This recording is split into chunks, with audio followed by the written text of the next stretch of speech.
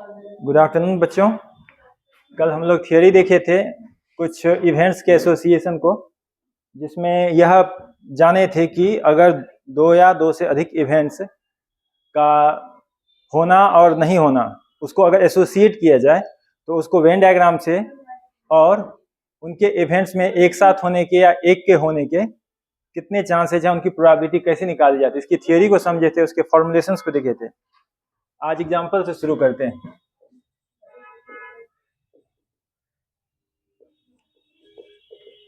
If E1 and E2 are two events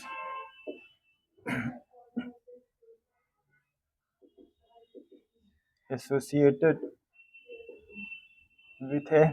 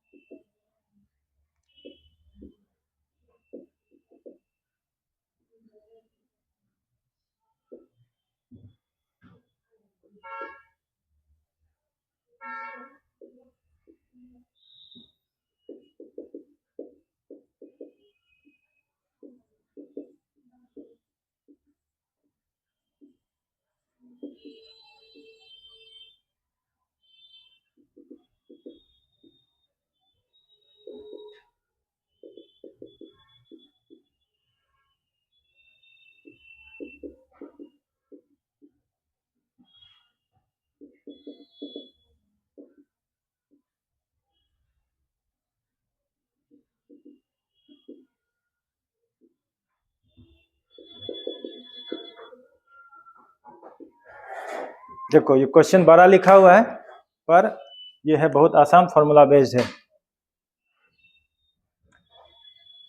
एक random experiment हो रहा है जिससे दो इवेंट E1 और E2 हो रहे हैं, इस प्रकार से कि occurrence of at least one of them, उनमें से एक का जो होना है, कम से कम एक का होना, उसका प्रोबेबिलिटी 0.85 है। साइमल्टेनियस अकरेंस, एक साथ होने का प्रोबेबिलिटी E1 और E2 का 0.15 है, और E2 के होने का प्रोबेबिलिटी 0.35 है। तो बताना है कि E1 के होने का प्रोबेबिलिटी क्या होगा। सिंपल फॉर्मूला बेस्ड है, बना सकते हो, बताओ।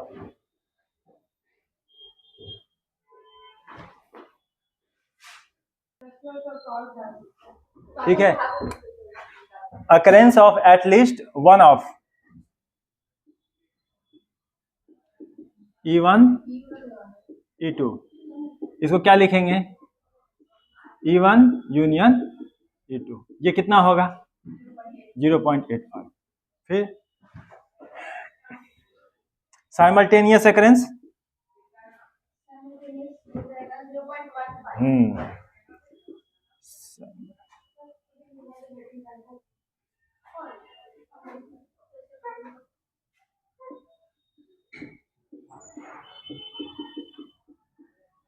E1 इंटरसेक्शन E2, ये कितना होगा? 0.15।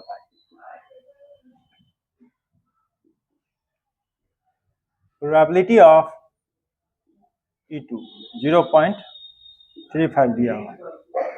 प्रोबेबिलिटी ऑफ, आओ मैं थोड़ा स्लो स्टार्ट किया हूँ, मुझे लगा तुम लोगों पे थोड़ा दया आ रहा था कि तुम लोग इतना देर क्लास करते हो, ठीक है, तो थोड़ा बीच में पॉज ले लिया मैं भी। देखो ये फॉर्मूला बेस्ड क्वेश्चन है, कल जो पढ़े थे थियरी, मतलब एसोसिएशन ऑफ इवेंट्स जो देखे थे, तो उसी पे पहला क्वेश्चन है। तुम क्वेश्चन पढ़ो और तो तुमको पता चल जाएगा कि बहुत आसान क्वेश्चन है ये। तो इसमें जो फॉर्मूला है E1 यूनियन E2, वो क्या होगा? E1 E2 probability of E1 intersection E2। E1 union E2 जो है वो है तुम्हारा 0.85। E1 नहीं मालूम तो उसको ऐसे ही लिख देते हैं, E2 0.35 और E1 इंटरसेक्शन E2 ये है हमारा 0.15। तो इससे हमारा प्रोबेबिलिटी ऑफ E1 कितना निकलेगा? 1 माइनस 0, नहीं इसमें से भी ये घट जाएगा ना, तो हाँ हाँ ठीक तो है, ये इसमें जुड़ेगा तो होगा 1, ये हो जाएगा 1.00 minus 0.35 that is equal to 0.65 is the answer. Next question,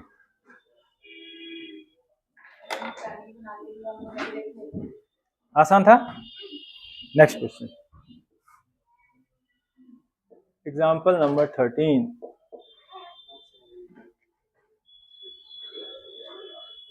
Two dice are tossed together.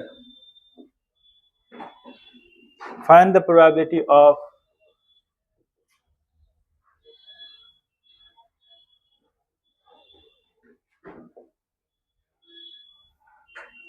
getting a doublet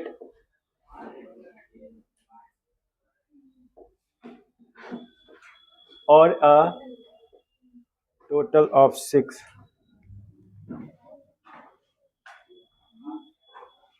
language में और रहे, एंड रहे, लैंग्वेज में एटलीस्ट वन ऑफ द रहे, साइमल्टेनियस रहे, ठीक है, ये वर्ड सबका खास मीनिंग है जिसको हम सिंबल एंड देयर मीनिंग में बताए हैं। उस हिसाब से क्वेश्चन को पढ़ते हुए और तब उसको अटेम्प्ट लेना है, ठीक है। इसको उतारो और इस क्वेश्चन में फिर से तुम लोगों को 2 मिनट का समय देंगे, मान लो 3 मिनट का समय देंगे, इसको बनाओ। You're excused. Let's see. Solution. 2 dice are tossed together. 2 पासे एक साथ फेंके जाते हैं। Find the probability of getting a doublet. प्रायिकता ज्ञात कीजिए ताकि एक डबलेट यानी कि जोड़ा मिले, या फिर a total of 6 या 6 का योग मिले, सम मिले, जो है ना। तो इस प्रकार से हम पहले सैंपल स्पेस ज्ञात करेंगे। सैंपल स्पेस क्या होगा बताओ? 1 1, हिंदी बोल रही थी इसलिए 1 2, ठीक है। तो हमारा इस प्रकार से लेके 6 5 6 6, तो NS क्या है हमारा? NS हमारा है 36।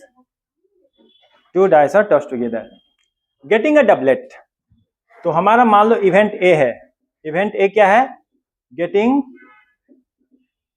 अ doublet. Getting a doublet.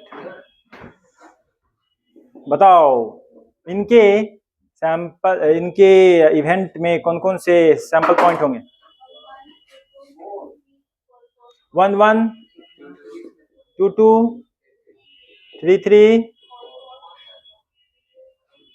4 4 5 5 6 6। B, a total of 6. A total of 6. 1 5 2 4 3 3 4 2 5 1।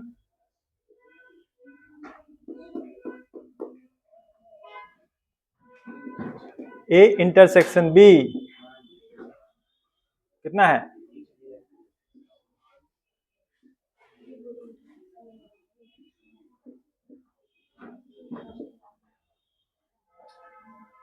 ठीक है, तो प्रोबेबिलिटी ऑफ और अ डबलेट A यूनियन B पूछ रहा है।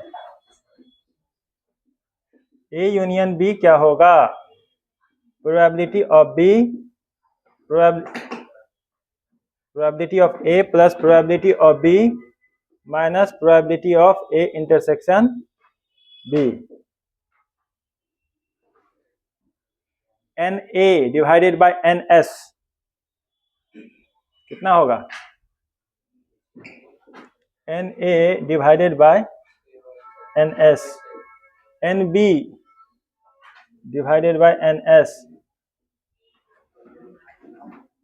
N of A intersection B divided by NS equal to 36, ऊपर में 6, 5, 1,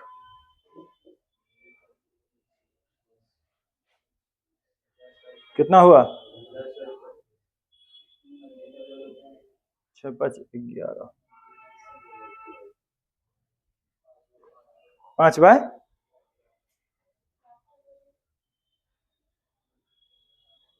5 बाय 18,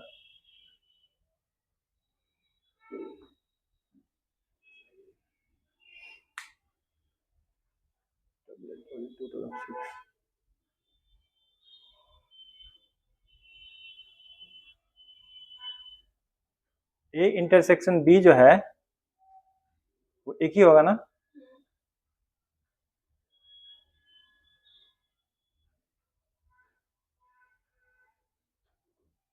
मेरा आंसर क्या है? 2/9। 2/9 कब आएगा? जब नीचे में 36 होगा तो ऊपर में कितना होगा? 8, 8/36।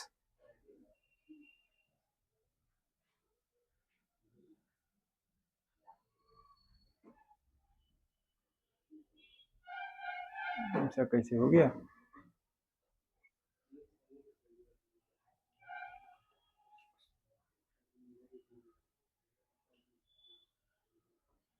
सही है?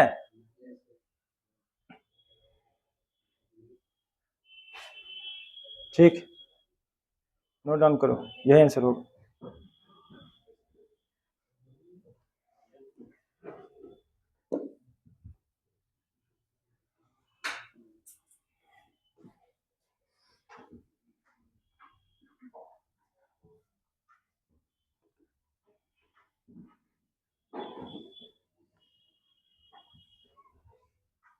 यही आंसर आया था तुम्हारा पहले भी?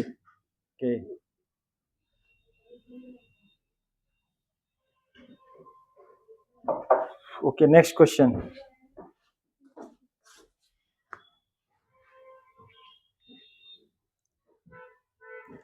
Example number 14। 2 dice are rolled in a single throw.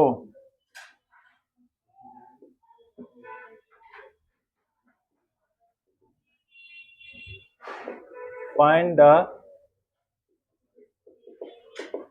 probability that neither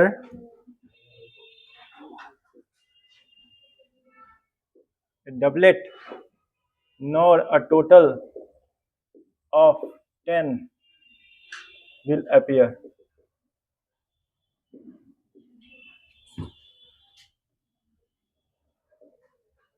Next, 2 minutes.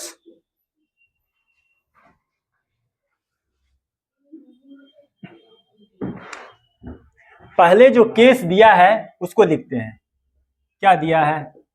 2 dice फेंके जाते हैं, सिमिलर टू दैट है NS इक्वल टू, मैं 36 लिख दूं, कोई दिक्कत, कोई परेशानी नहीं? Just like previous problem, NS क्या है? 36।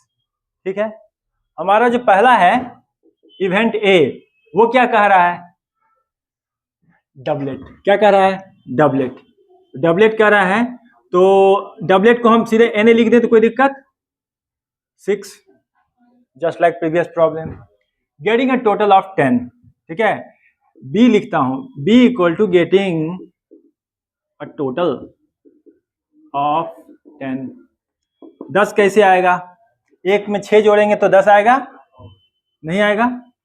2 में 6 जोड़ेंगे? नहीं। 3 में 6 जोड़ेंगे? नहीं। 4 में 6 जोड़ेंगे? आएगा। 4, 6, उसके बाद 5, 5, उसके बाद 6 4, उसके बाद और तो नहीं आएगा, यही 3 केसेज हैं, तो एन बी हमारा हो गया 3। ठीक है, तो अब जो है हम मेरा पूछ क्या रहा है, neither A doublet not a total of 10, पूछ ये रहा है probability of neither A doublet, इसका मतलब नॉट ए, ए नहीं है। जब ए नहीं है तो फिर इसके साथ इंटरसेक्शन करेंगे बी का, बी भी नहीं है, ये हुआ मतलब नाइदर नॉट का। इसी को क्या लिखते हैं, probability of A union B, इसी को क्या लिखते हैं, 1 minus probability of A union B. अब देखो हम यहां से इसी फॉर्मूला को पहले इसको निकालते हैं, ए यूनियन बी निकालते हैं। तो ए यूनियन बी क्या होगा, probability of A plus probability of B minus probability of A intersection B equal to N A by N S plus N B by N S minus, अच्छा ये देखो ये doublet है ना, दोनों में है, ये डबलेट कॉमन है, गेटिंग अ टोटल ऑफ 10। तो मैं ये लिख देता हूं यहां पर N of A intersection B equal to 1, चूंकि 5,5 कॉमन, तो ये हो जाएगा N of A intersection B divided by N S. ये कितना हुआ 6/36, ये कितना हुआ 3/36 और ये 1/36, तो ये कितना हुआ 6 3 9 माइनस 1 8, 8/36। तो हमारा जो रिक्वायर्ड प्रोबेबिलिटी है वो कितना होगा, probability of A bar intersection B bar equal to 1 minus probability of A union B equal to 1 minus 8/36 equal to 36 minus 8 कितना होता है 20 नहीं 32 एक minute, 36 minus 8 28 divided by 36 equal to 7/9, 7/9 is the answer. Is it okay? Okay, not okay?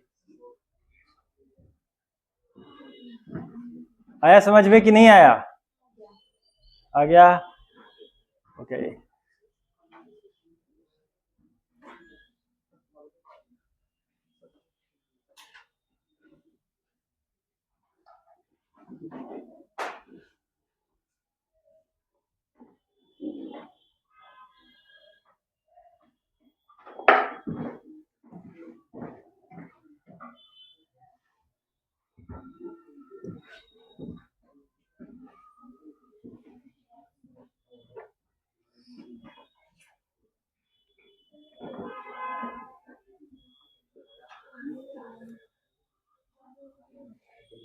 Example number 15. Two cards are drawn at random from a well shuffled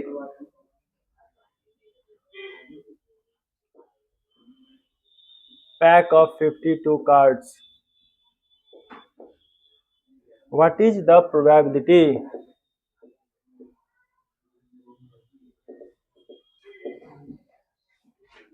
that either both are red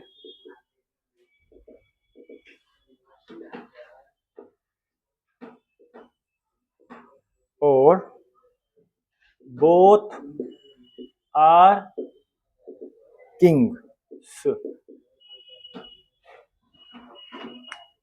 इसमें combination formula लगाएंगे तब answer पाएंगे।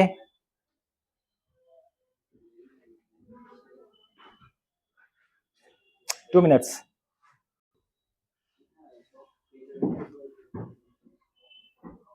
पचपन bye 221।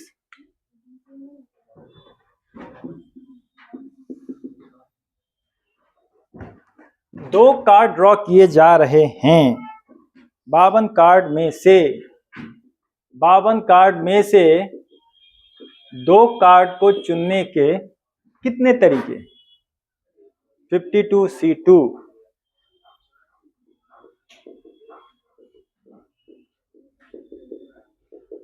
कितना हुआ? 51 into 26। मैं यही लिखता हूं 51 इंटू 26। ओके, अब देखो ए क्या है, ए क्या है, ए क्या है? बोथ आर रेड, है ना, रेड। सेलेक्टिंग टू कार्ड्स, है ना, selecting to cards from red cards, selecting to cards from red cards. Red cards कितने होते हैं? 26, तो 26C2, ठीक है। ये होगा 26 इंटू 25 डिवाइडेड बाय 2, है ना, 2 इंटू 1, तो ये हो गया, एक्चुअली 1 इंटू 2 लिखना चाहिए,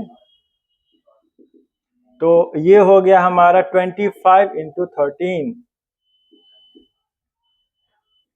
event B, selecting two cards from kings, selecting two cards from kings। कितने किंग्स होते हैं? 4 किंग्स होते हैं। 4 में से 2 को चुनने के कितने तरीके? 4 गुने 3 बट्टा 1 गुने 2,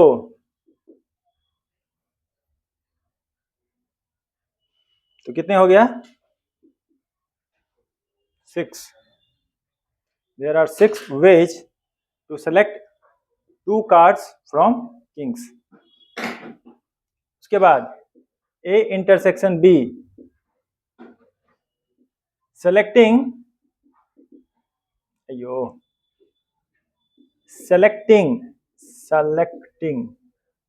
two cards from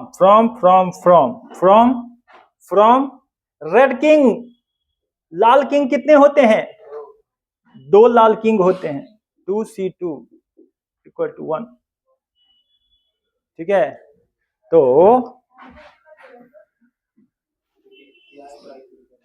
55 बाय 221, तो हमें चाहिए और वाला केस, यानी कि या तो दोनों रेड कार्ड हो या दोनों किंग हो, ठीक है। तो probability of A union b पूछ रहा है, तो probability of A union b होगा probability of A plus probability of B minus probability of A intersection b. तो ये हो जाएगा हमारा, क्या कहते हैं, n of a by n of s, n of b by n of s, n of a intersection b by n of s। तो ये कितना आया?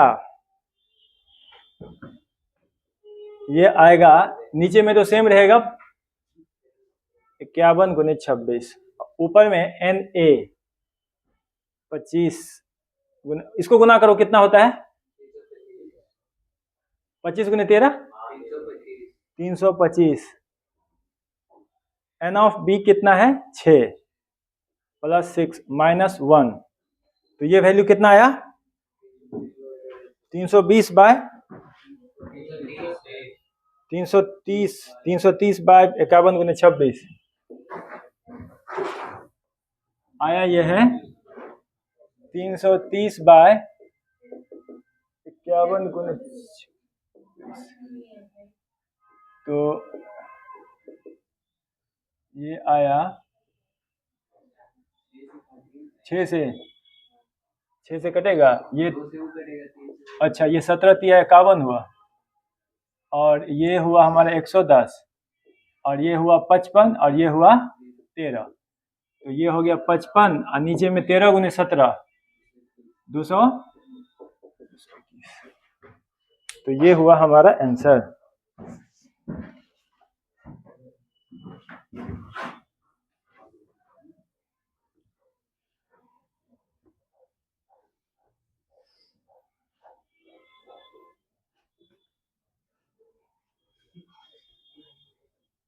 चलो ठीक है, very good.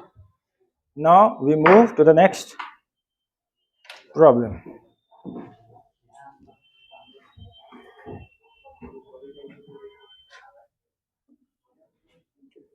Example number 16. A box contains 100 bolts and 50 nuts. It is given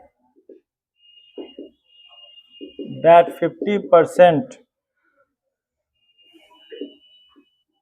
bolts and 50% nuts are rusted.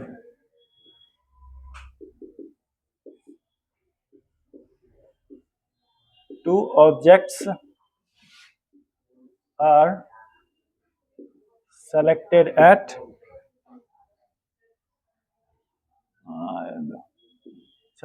random from the box. Find the probability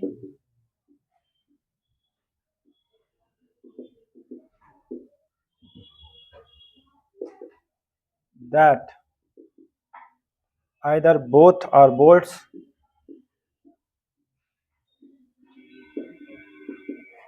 or both are rusted.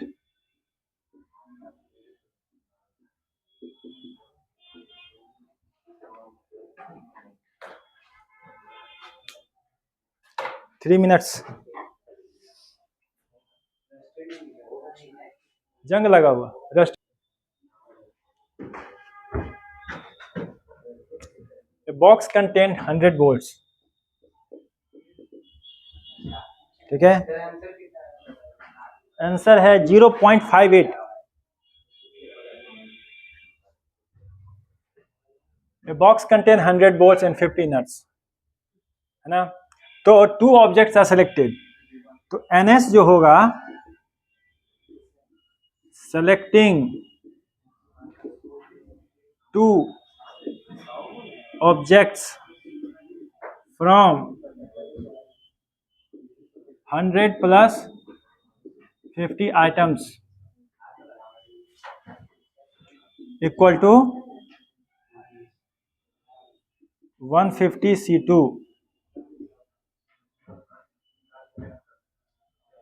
यानी कि होगा 150 into 149 1 into 2 equal to 75 into 149.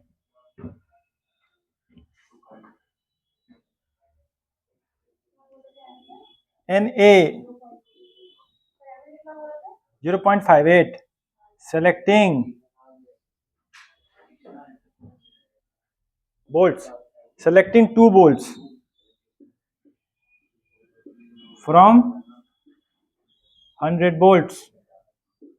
100 bolts में से 2 bolt चुनने के तरीके। 100 C2 equal to 100 into 99 by 1 into 2 equal to 50 into 99.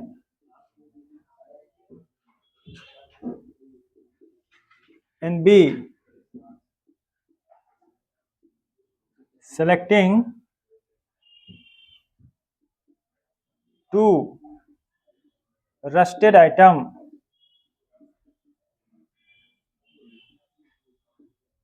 from 50% of 100 plus 50% of 50,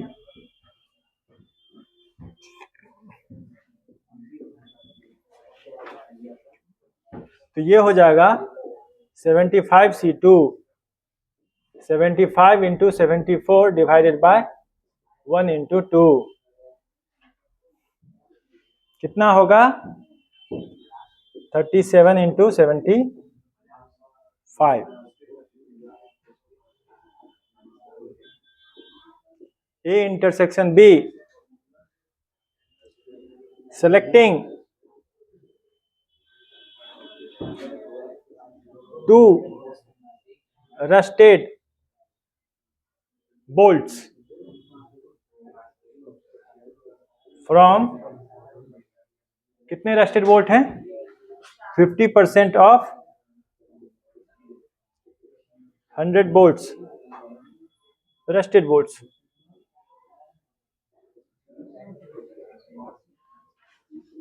ये हो जाएगा 50C2, 50 into 49 divided by 1 into 2, 25 into 49.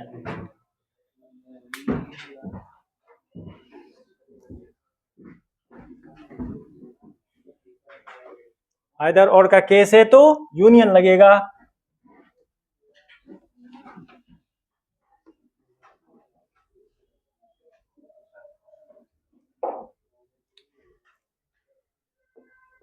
A union B equal to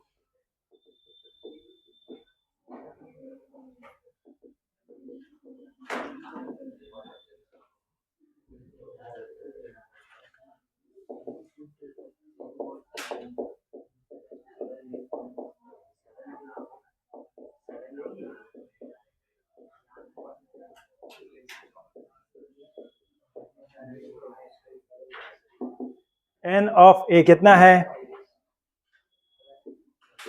50 into 99 divided by, सबको एक साथ कर देते हैं, ये हो जाएगा 75 इंटू 149, 55 इंटू 99, एन बी होगा 37 इंटू 75 और ये होगा 25 माइनस 49, तो ये कितना होगा, ओके तो 25 कॉमन ले लेते हैं, तो ये बचा 2 into 99 plus 3 into 75 minus 49 divided by 75 into 149,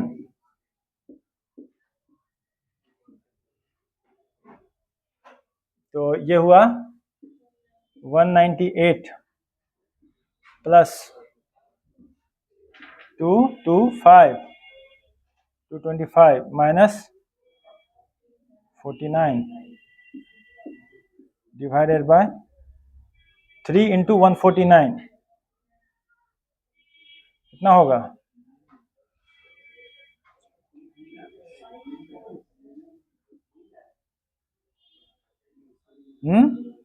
457, ठीक है. ये कितना आता है, ये कितना आता है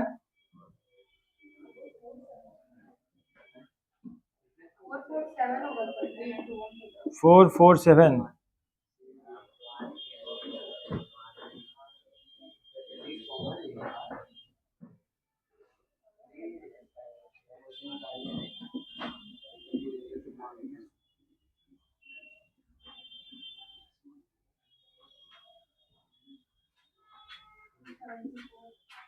हम्म 374, ये कितना आ रहा देखो तो, कुछ गलती की क्या,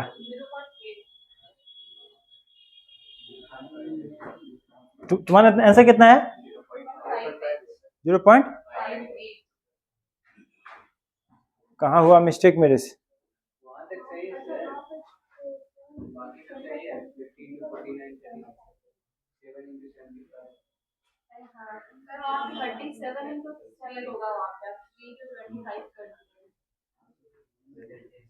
ओहो, 37 इंटू 3, ठीक है। तो ये कितना हो जाएगा?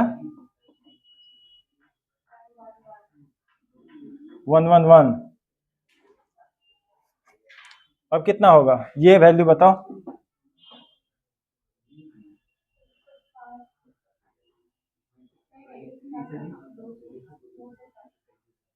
200।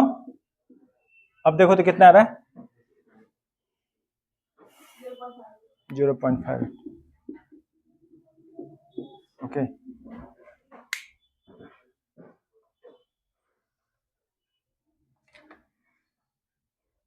चलो ठीक है, इसे नोट करो, मैं नेक्स्ट क्वेश्चन डिक्टेट करता हूँ।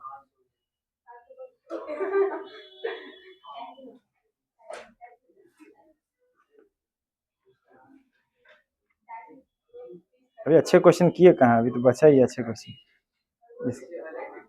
हाँ, 2:30 तक नहीं था, झूठ बोल रहे हो, 3:15 तक था, 3:30 तक होगा। सर ऐसा नहीं कर सकते, देखो तो 3:30 तक है। नहीं, इस टाइप के और भी क्वेश्चन है।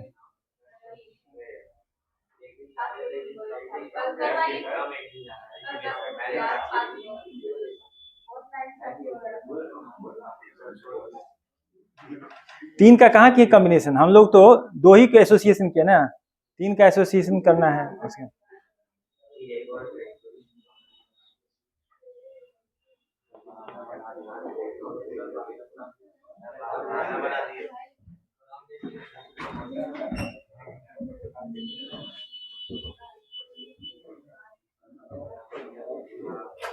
ये नोट हो गया, मिटाऊं इसे?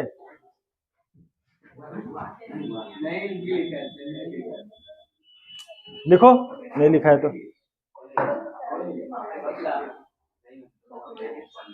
अजीब हाल है।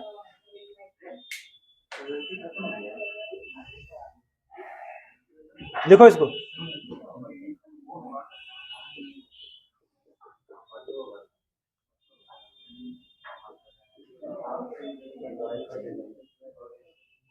हाँ,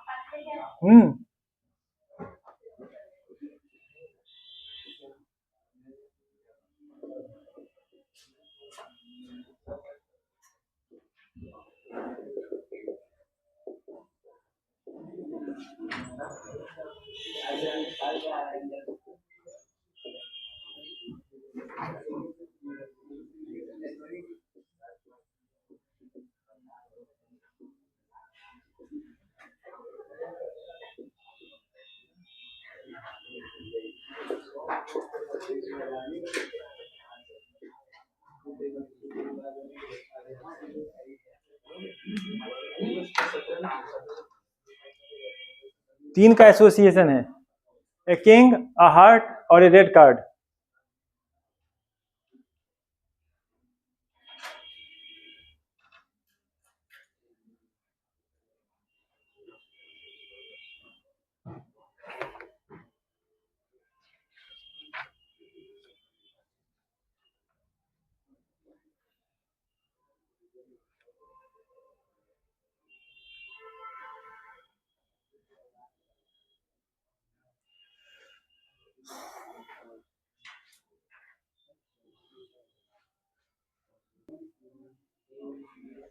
एक कार्ड चुना जा रहा है,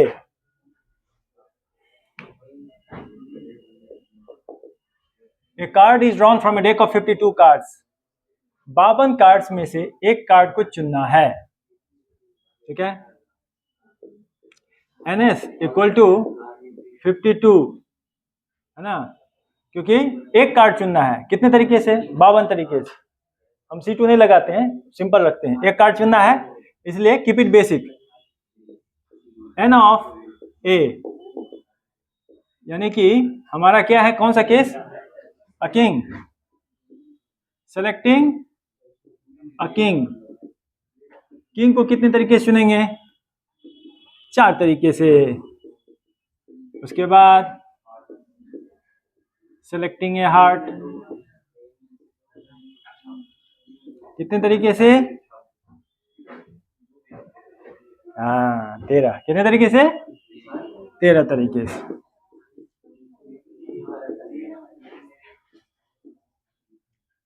selecting a red card,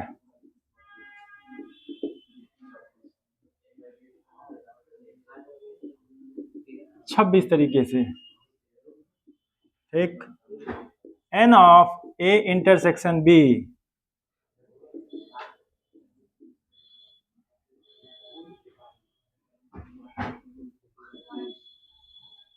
selecting a king of heart,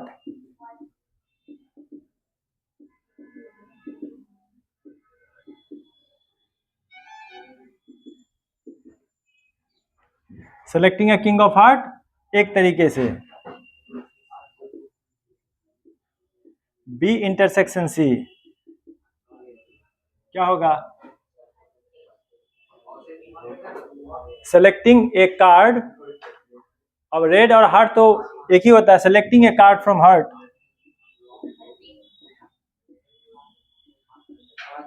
selecting a card from heart equal to 13। C intersection A,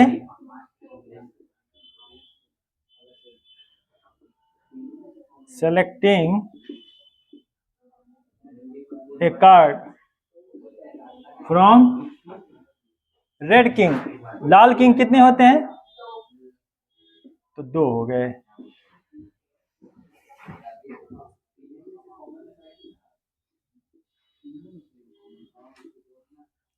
selecting a king with heart,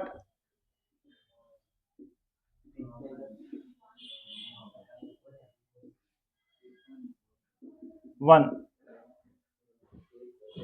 अब पूछ क्या रहा है?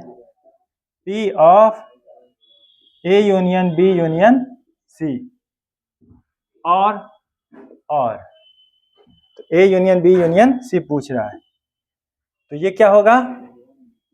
P of A plus P of B plus P of C minus P of A intersection B minus P of A B intersection C minus P of C intersection A plus P of A intersection C।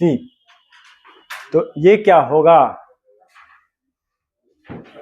ये होगा 1/NS। NS कितना है? 52। तो 1/52 में लिख देता हूं यहाँ पे, 1/52 इंटू PA कितना है? और सॉरी Na कितना है? 4। तो 4 plus 13 plus 26 minus 1 minus 13 minus 2, 1 minus 13 minus 2 plus 1। ये से ये गया, ये से ये गया, तो कितना हो जाएगा? ये हो जाएगा 30 और 30 में से 28/52 equal to 7/13। 7/13 is the answer. ठीक है,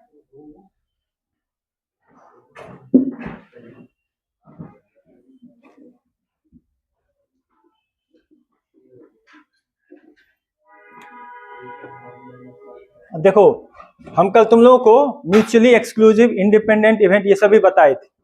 अभी तक उसके एसोसिएशन पे प्रॉब्लम नहीं आया था, तो अब वो प्रॉब्लम भी देख लो। Example number 18।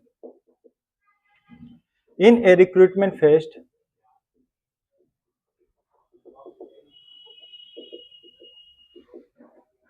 three candidates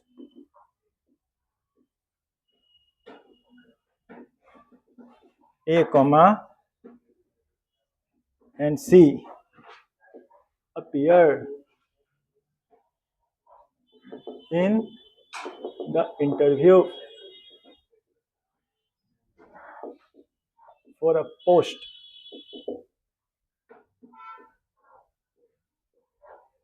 देखो मैं एक चीज बता देता हूँ, जब मैं इसको प्रॉपर वे में बता दूं तो जो पहले सॉल्व कर लेते हो वो इस चीज का ध्यान रखो कि लैंग्वेज सीख लो कैसे लिखना होता है ना, क्योंकि हमें पहले बोर्ड एग्जाम देना है ना, उसके बाद ना जाएंगे क्या कहते हैं वो इंट्रेंस टेस्ट फेस करने। हाँ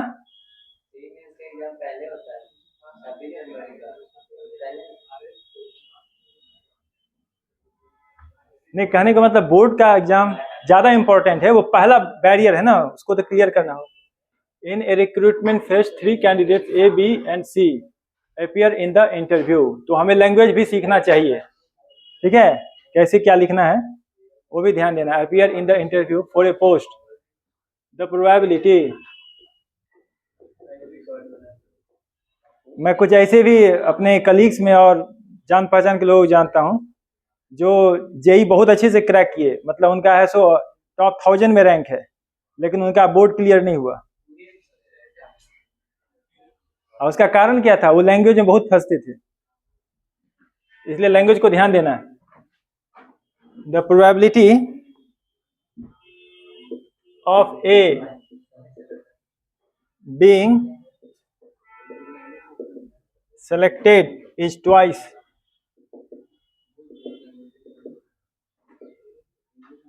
that of B, and the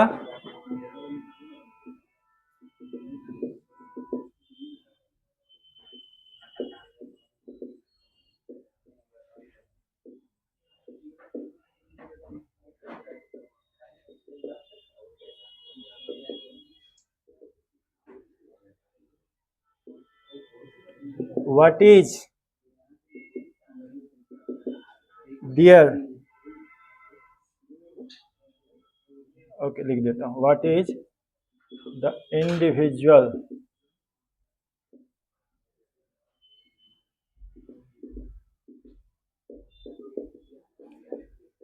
A, B and C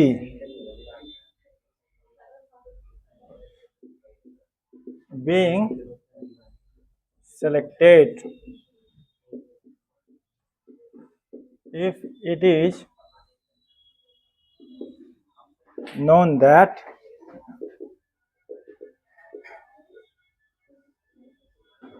the interviewer needs to select an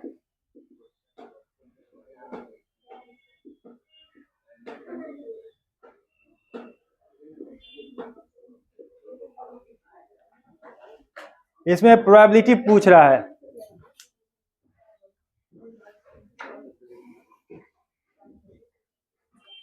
इसमें प्रोबेबिलिटी किस चीज का पूछ रहा है, इंडिविजुअल पूछ रहा है, P of A, P of B, P of C पूछ रहा है। और दिया क्या है, हिंट दिया, हिंट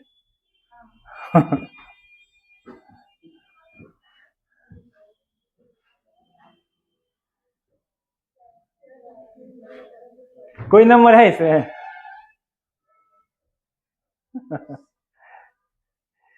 लेकिन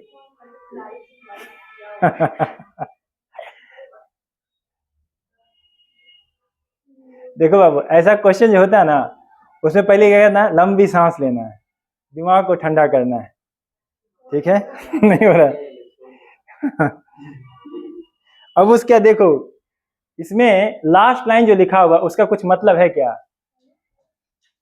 if it is known that the interview needs to select an interview as employ, जो इंटरव्यूअर है उसको एक एम्प्लॉय चुन के जाना है, इसका क्या मतलब है,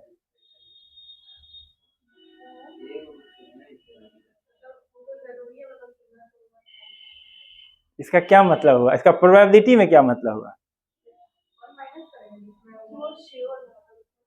yes yes yes yes, you are near about that.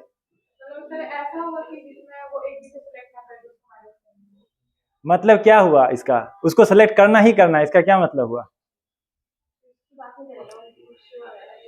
मतलब श्योर नहीं, एग्जॉस्टिव है ये एग्जॉस्टिव है कहने का ये मतलब, एग्जॉस्टिव का मतलब यही बताए थे ना कि हमारा ऐसा होना चाहिए, इवेंट्स ऐसा होना चाहिए जो सैंपल स्पेस को कंप्लीट कर दे, एग्जॉस्ट कर दे। तो हमारा ये ऐसा इवेंट है जिसमें उसको निश्चित रूप से एक को चुन के लेके जाना है।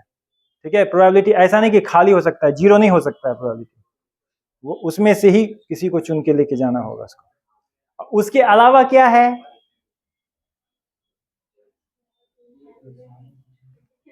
उसके अलावा भी है एक, ये कैंडिडेट है, इनको सिलेक्ट किया जाना है, एक पोस्ट है, एक इंटरव्यू ये है।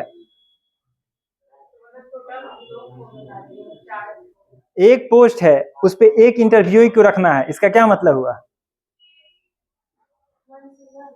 नहीं, एक पोस्ट है, उस पर एक इंटरव्यूई को रखना है।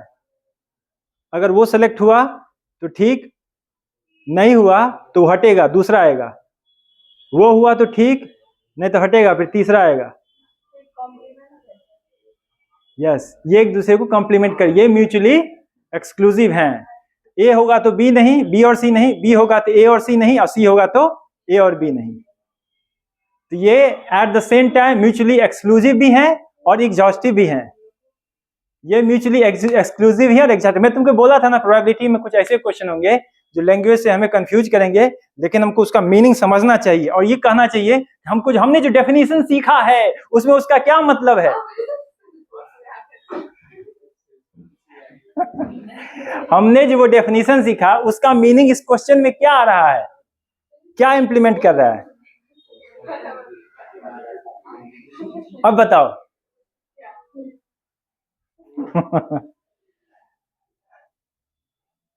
अब बताओ ये क्या कह रहा है प्रॉब्लम। अरे बना तो लोगे ही तुम, पहले बताओ तो कैसे बनाओगे, अप्रोच क्या है तुम्हारा। Rishu, what's your opinion. Ankit, exclusive exhaustive समझे थे? Yes, mutually exclusive and exhaustive जो इवेंट रहता है उसका देखो प्रॉपर्टी क्या है। हाँ, यही तो है, इसी की जरूरत है, इसी की जरूरत है।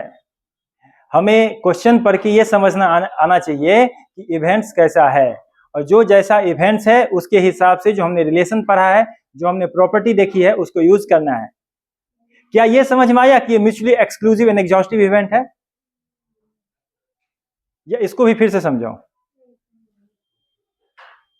रिशु, ये म्यूचुअली एक्सक्लूसिव है, ये समझ में आया? देखो पढ़ो, 3 candidates A B and C appear in an interview. ठीक है, इंटरव्यूई का मतलब क्या हुआ? A B and C. Interviewer का मतलब क्या हुआ? जो इंटरव्यू ले रहा है, जिसको सेलेक्ट करना। एम्प्लॉय का मतलब जो सेलेक्ट हो गया। ठीक है, लास्ट लाइन का क्या मतलब हुआ? It is known that the interviewer needs to select an interviewee as employ. इसका यह मतलब हुआ कि उसको निश्चित रूप से ए बी और सी में से किसी को चुन के लेके जाना है। इसका मतलब हुआ ये एग्जॉस्टिव इवेंट है, वो मिस नहीं कर सकता, उसको सिलेक्ट करके जाना है। उसके बाद एक पोस्ट है और एक इंटरव्यू को सिलेक्ट करना है। इसका क्या मतलब हुआ? ए होगा तो बी और सी नहीं होगा, बी होगा तो ए और सी नहीं होगा, और सी होगा तो ए और बी नहीं होगा। तो तीनों में से किसी एक का जो सिलेक्शन है यह बताता है ये म्यूचुअली एक्सक्लूसिव है, exclusive for one post. A candidate is selected exclusively for a single post. एक पोस्ट पे एक ही कैंडिडेट का सिलेक्शन हो सकता है, that's why it is mutually exclusive. है समझ में? तो ये एक केस है जो कि म्यूचुअली एक्सक्लूसिव भी है, और ठीक है, ए बी एंड सी ये पोस्ट है, ये आएगा तो ये इस दोनों का पत्ता कटेगा। ठीक है, ये आएगा तो इस दोनों का पत्ता कटेगा, और ये आएगा तो इस दोनों का पत्ता कटेगा। ये तीनों केस क्या है? एक दूसरे से एक्सक्लूसिव है ना, बिल्कुल अलग है। ये वही वाला केस हो गया कि नहीं? ए होगा तो बी नहीं, बी होगा तो सी नहीं। ये हम किसके लिए बताए थे वेन डायग्राम में? कल बताए थे ना, जो बिल्कुल एकदम बॉर्डर लाइन जो जिसका फिक्स है, ए होगा तो बी नहीं, बी होगा तो सी नहीं, इक्वल टू 1, क्योंकि ये क्या है, mutually exclusive and exhaustive event है, mutually exclusive and exhaustive event. Exclusive क्यों? क्योंकि तीनों में से किसी एक का ही होना है, कोई भी एक सेलेक्ट होगा तो दूसरा नहीं होगा, है ना, दूसरा बचा हुआ कोई नहीं होगा, जो भी एक सिलेक्ट होगा उसके अलावा जो दो बचता है उसमें से नहीं होगा, इसलिए क्या हुआ, ये हुआ म्यूचुअली एक्सक्लूसिव। और एग्जॉस्टिव क्यों हुआ? एग्जॉस्टिव इसीलिए हुआ, एग्जॉस्टिव इसीलिए हुआ क्योंकि उसको सिलेक्ट करके ही जाना है। ये है हमारा सैंपल स्पेस जिसमें 3 कैंडिडेट आए हैं सिलेक्शन के लिए, और एक का सिलेक्शन होगा ही होगा, ये हो गया इसको एग्जॉस्टिव बनाने के लिए। ठीक है, तो इससे यह पता चलता है कि this is a case of mutually exclusive and exhaustive event. हमने जो डेफिनेशन पढ़ा था ना, उस सब का रियल मीनिंग क्वेश्चंस में देखने को मिलता है। जब क्वेश्चन में क्या दिया रहता है उस लैंग्वेज को इंटरप्रिटेशन करना पड़ता है। एग्जामिनर सोच क्या रहा है, जो क्वेश्चन बनाने वाला सोच क्या रहा है, उसका पॉइंट ऑफ व्यू क्या है, उस पॉइंट ऑफ व्यू पे हमें पहुंचना पड़ता है। जब उसके इंटरप्रिटेशन को हम समझते हैं, उसको मैथमेटिकल फॉर्म देना पड़ता है, उसके रिलेशन को यूज करना पड़ता है। हाँ, आंसर है 3/5, 3/10 एंड 1/10। आ गया? ठीक। उसके बाद क्वेश्चन बहुत आसान हो गया, क्योंकि ये म्यूचुअली एक्सक्लूसिव एंड एग्जॉस्टिव पता चल गया, तो उसके बाद हम क्या कर सकते हैं, उसके रिलेशन का यूज करेंगे।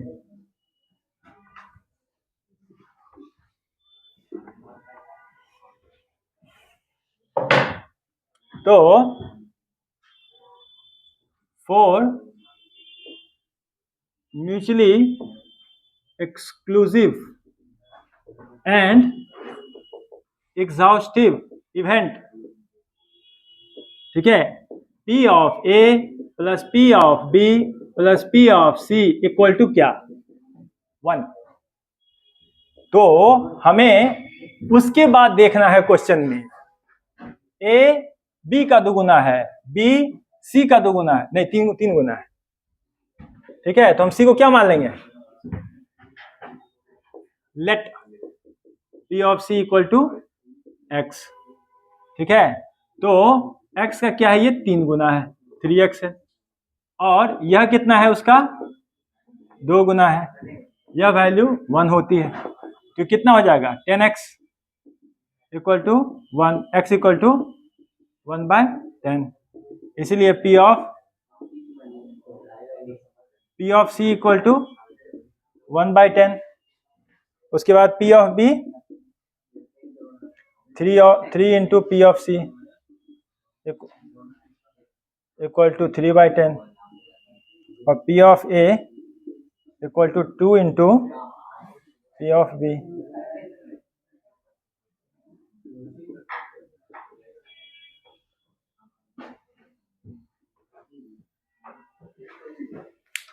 आया?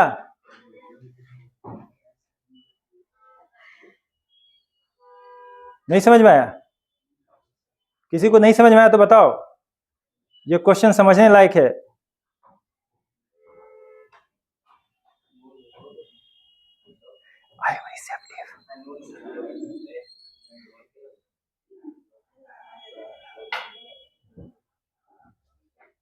अनमोल, यानी शिकायत, नो शिकायत।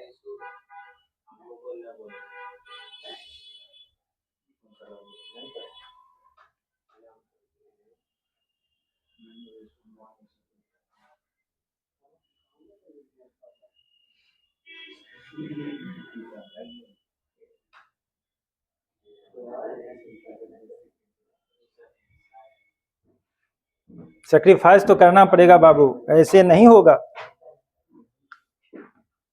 सुख चैन भूख प्यास,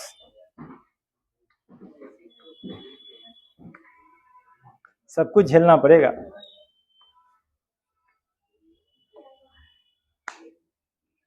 एक क्वेश्चन इसी तरह से, अच्छा क्वेश्चन है। देखो प्रोबेबिलिटी बहुत सिंपल टॉपिक है, तो आखिर उसमें डिफिकल्टी बढ़ाई कैसे जा सकती है? लैंग्वेज से। हमको डेफिनेशन कुछ दिया है, क्वेश्चन में कुछ दे देगा, हम कितना आसानी से उसको डेफिनेशन से मिला सकते हैं, उसी से डिफिकल्टी बढ़ाई जा सकती है।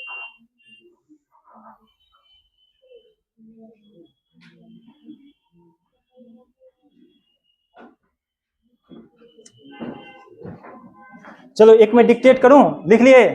अरे यार सब लिख ही रहा है, चलो ठीक। अगला क्वेश्चन है, इस क्वेश्चन में तुम लोगों को मैं 2 मिनट का समय दूंगा, इस क्वेश्चन को पढ़ो और डेफिनेशन देखो और तब हमको बताओ।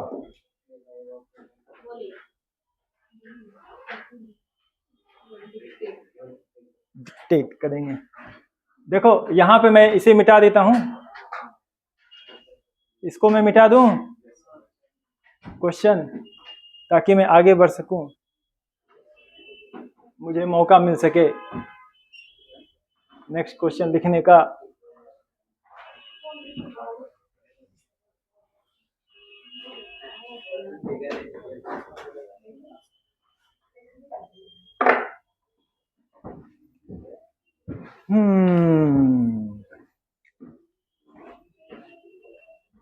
Okay, next question, example 19। If A and B are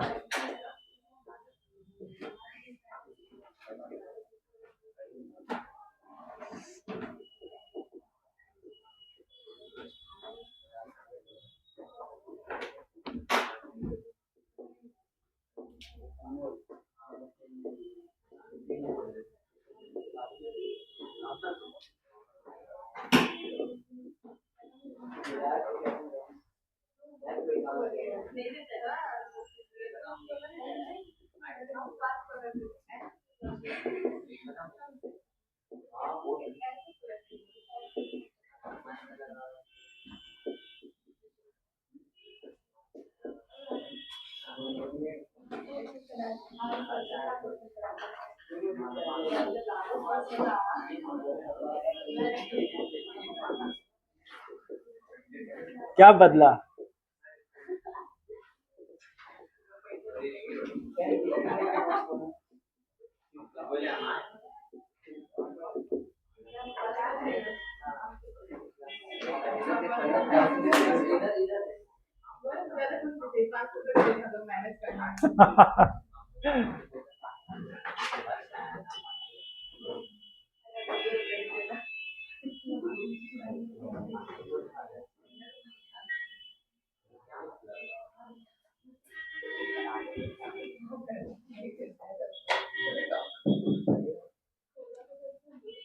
ये क्वेश्चन कैसा है? बस एक वर्ड है, उसी पे क्वेश्चन है, बस एकदम सही जवाब। एक वर्ड है इंडिपेंडेंट, उसी पर यह सवाल है और कुछ नहीं है। Yes exactly. पेज पलटो, इंडिपेंडेंट के रिलेशंस देखो, प्रोबेबिलिटी और उसको लगा दो, बस आंसर आ जाएगा और कुछ नहीं है। क्या ही पूछ लेगा, प्रोबेबिलिटी है। हम तो एडवांस लेवल तक जाने का सोच रहे हैं, देखते हैं।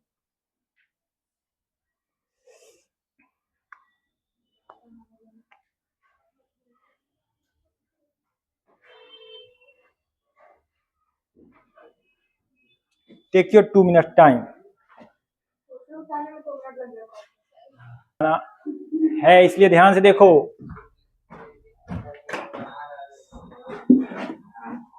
मैं थोड़ा समय दिया था ना म्यूचुअली एक्सक्लूसिव इवेंट और इंडिपेंडेंट इवेंट को समझाने में, कल भी बताया था, है ना, इंटरसेक्शन वाला। P of A intersection B intersection C, जब A B C तीनों म्यूचुअली एक्सक्लूसिव हो तो इसका वैल्यू कितना होगा? जब इंडिपेंडेंट हो तो P of A into P of B into P of C, यही डिफरेंस है म्यूचुअली एक्सक्लूसिव और म्यूचुअली एक्सक्लूसिव एंड इंडिपेंडेंट में। ठीक है, अब यहां पे इससे पहले जो हम ये क्वेश्चन देखे थे वो म्यूचुअली एक्सक्लूसिव वाला था, ये क्वेश्चन इंडिपेंडेंट वाला है। हम इन दोनों का डिफरेंस भी इस क्वेश्चन के माध्यम से समझ जाएंगे।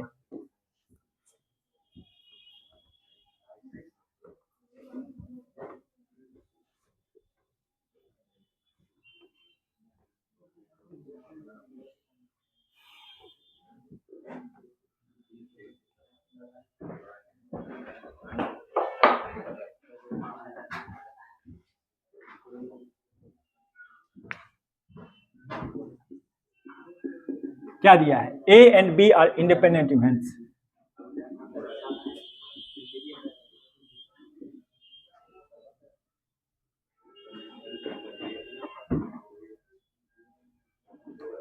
ठीक है, तो बोथ A एंड B को थोड़ा एग्जैगरेट करके लिखिए। क्या लिखेंगे,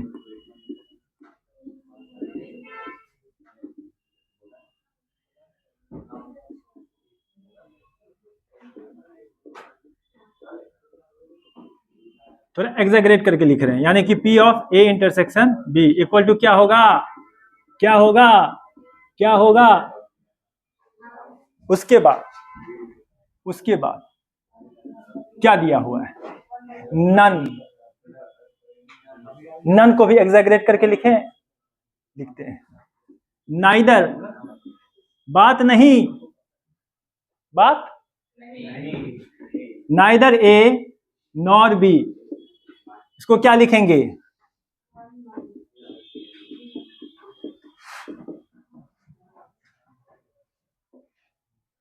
जब A और B इंडिपेंडेंट हैं तो A बार और B बार क्या होंगे, वो भी इंडिपेंडेंट होंगे। ठीक है, मैं तुमको जब शुरुआत में एक बात भी बताया था कि A और B इंडिपेंडेंट हैं, तो यह कतई संभव है कि A और B दोनों के सैंपल स्पेस भी अलग हो सकते हैं। मैं एग्जाम्पल के समय में यह भी बताया था कि यदि हम इंडिपेंडेंट इवेंट को कंपेयर करें, तो जैसे मान लो एक पासा फेंकना हो गया, एक सिक्का उछालना हो गया, इन दोनों को इंडिपेंडेंट बोल सकते हैं। उसके बाद हम एक कार्ड, सफल्ड कार्ड में से एक को सिलेक्ट करें, दो को सिलेक्ट करें, या फिर पासा फेंकें, इसको भी क्या कहेंगे, इंडिपेंडेंट। तो जब ऐसा केस हो तो उसमें क्या होगा, उनके जो कॉम्प्लीमेंट्री होंगे वो दोनों क्या होंगे, वो दोनों भी इंडिपेंडेंट होंगे। सिक्का उछालना और पासा, अगर ये दोनों इंडिपेंडेंट है तो इन दोनों के आपस में जो कॉम्प्लीमेंट्री होंगे, जैसे यदि A और B दो ऐसा इवेंट है, तो अगर इन दोनों के भी कॉम्प्लीमेंट्री होंगे A बार और B बार, वो दोनों भी क्या होंगे, तो इसका क्या होगा वैल्यू, ये वैल्यू होगा P of A bar, P of, समझे, और इसको क्या लिखेंगे, इसको लिखेंगे 1 minus P of A into 1 minus P of B।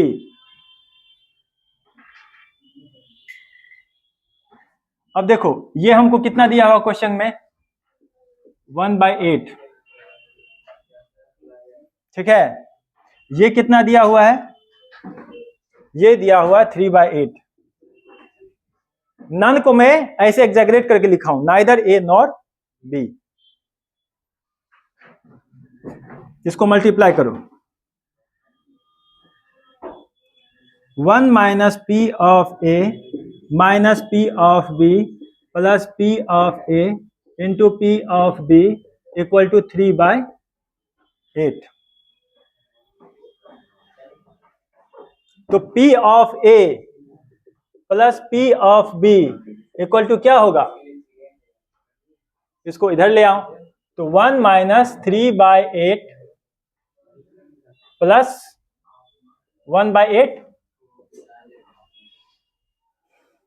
होगा ना, 1 माइनस 3/8 प्लस 1/8 8 और 1 हो गया 9, 9 माइनस 3 कितना हुआ 6/8, ये वैल्यू हो गया 6/8।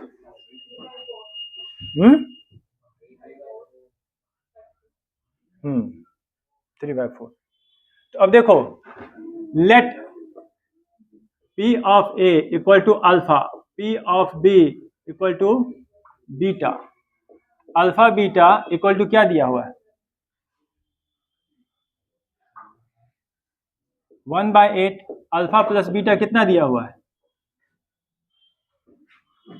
6/8। तो हमको अल्फा और बीटा निकालना है, निकल जाएगा, निकालो।